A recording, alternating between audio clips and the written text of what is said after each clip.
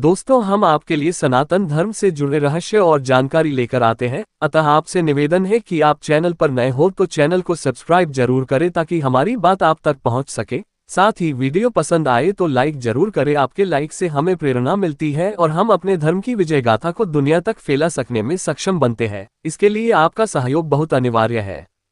चलिए शुरू करते हैं। महाभारत में कई रहस्य छुपे हुए हैं।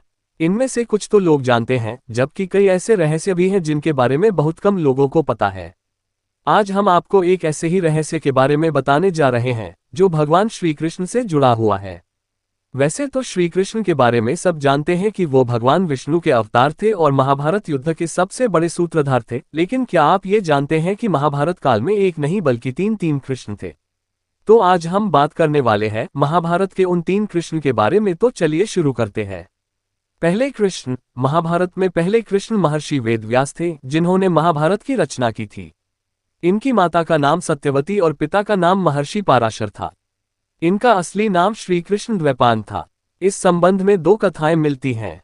पहली यह कि इनका रंग सांवला था और इनका जन्म एक द्वीप पर हुआ था, इसीलिए इन्हें श्री कृष्ण द्वैपायन कहा जाता है। दूसरी यह कि जन्म लेते ही ये महर्षि युवा हो गए और तपस्या करने द्वैपायन द्वीप चले गए। तपस्या करने से वे काले हो गए, इसलिए उन्हें कृष्ण द्वैपायन कहा जाने लगा। वेदों का विभाग करने के कारण वे वेदव्यास के नाम से प्रसिद्ध हुए।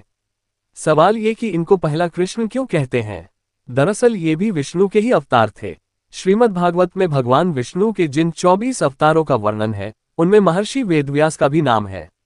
महर्षि वेदव्यास की कृपा से ही धृतराष्ट्र, पांडु और विदुर का जन्म हुआ था और इन्हीं की कृपा से गांधारी के 100 पुत्र हुए थे। महाभारत में समय समय पर इनकी भूमिका बहुत ही महत्वपूर्ण रही है। इन्हीं के प्रयासों से भागवत धर्म की स्थापना हुई थी। महर्षि वेदव्यास ने ही संजय को दिव्य दृष्टि प्रदान की थी, जिससे संजय ने धृतराष्ट्र को पूरे युद्ध का वर्णन महल में ही सुनाया था। महर्षि वेदव्यास ने ही अश्वत्थामा को अपना ब्रह्मास्त्र वापस लेने को कहा था और उन्होंने ही श्री कृष्ण द्वारा अश्वत्थामा को शाप देने का अनुमोदन किया था। महर्षि वेदव्यास ने जब कलयुग का बढ़ता प्रभाव देखा तो उन्होंने ही पांडवों को स्वर्ग की यात्रा करने के लिए कहा था। उन्होंने ही युद्ध के 15 वर्ष के पश्चात एक दिन के लिए युद्ध में मारे गए कौरव और पांडवों के भाई बंधुओं को जीवित कर दिया था। धर्म ग्रंथों में जो अष्टचिरंजीवी 8 अमर लोक बताए गए हैं, महर्षि वेदव्यास भी उन्हीं में से एक हैं। इसलिए इन्हें आज भी जीवित माना जाता है। दूसरे कृष्ण। महाभारत के दूसरे श्री कृष्ण के बारे में तो आप सभी जानते हैं, जिन्होंने हर समय पर पांडवों का साथ दिया और अर्जुन का सारथी बनकर कुरुक्षेत्र के युद्ध में उन्हें विजय दिलाई। वही महाभारत के महानायक थे। तीसरे कृष्ण। महाभारत के इस तीसरे कृष्ण को नकली कृष्ण कहा जाता है। पुंड्रा देश के राजा का नाम पौंड्रक था। चेदी देश में यह पुरुषोत्तम नाम से सुविख्यात था।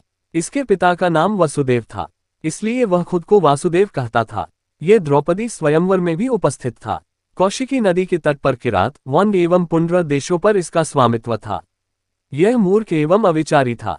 पौंड्रक को उसके मूर्ख और चापलूस मित्रों ने यह बताया कि असल में वही परमात्मा वासुदेव और वही विष्णु का अवतार है, मथुरा का राजा कृष्ण नहीं। कृष्ण तो ग्वाला है। बस ये बात उसके दिमाग में बैठ गई थी और उसने भी श्री कृष्ण की तरह अपना रंग और रूप बना लिया था। राजा पौंड्रक नकली चक्र, शंख, तलवार, मोर मुकुट, कौस्तुभ मणि, पीले वस्त्र पहनकर खुद को कृष्ण कहता था। एक दिन उसने भगवान कृष्ण को यह संदेश भी भेजा था कि पृथ्वी के समस्त लोगों पर अनुग्रह कर उनका उद्धार करने के लिए मैंने वासुदेव नाम से अवतार लिया है। भगवान वासुदेव का नाम एवं वेश धारण करने का अधिकार केवल मेरा है। इन चिन्हों पर तेरा कोई भी अधिकार नहीं है। तुम इन चिन्हों एवं नाम को तुरंत ही छोड़ दो, वरना युद्ध के लिए तैयार हो जाओ। बहुत समय तक श्री कृष्ण उसकी बातों और हरकतों को नजरअंदाज करते रहे, लेकिन बाद में उसकी ये सब बातें अधिक सहन नहीं हुई और उन्होंने युद्ध की चुनौती स्वीकार कर ली। युद्ध के मैदान में नाटकीय ढंग से युद्धभूमि में प्रविष्ट हुए इस नकली कृष्ण को देखकर भगवान कृष्ण को अत्यंत हंसी आई। इसके बाद युद्ध हुआ और पौंड्रक का वध कर श्री कृष्ण पुनः द्वारिका चले गए।